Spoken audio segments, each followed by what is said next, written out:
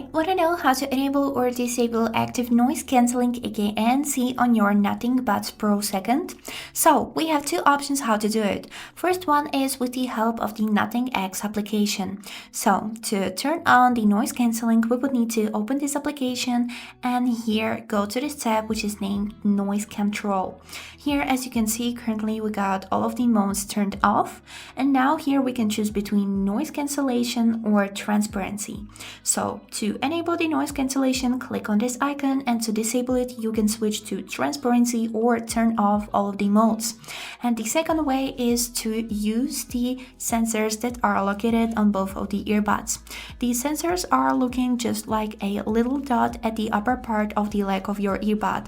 The sensor is located right here at the upper part. And now to switch between the modes, we will need to wear our earbuds, because if the earbuds doesn't detect a ear, the sensor won't work. And then just hold our finger like this on the sensor until you'll hear a little chime which is signaling that you have switched a mode. And now we can tap the sensor like this on both of the earbuds, because on both of the earbuds the controllers are the same. And that's it.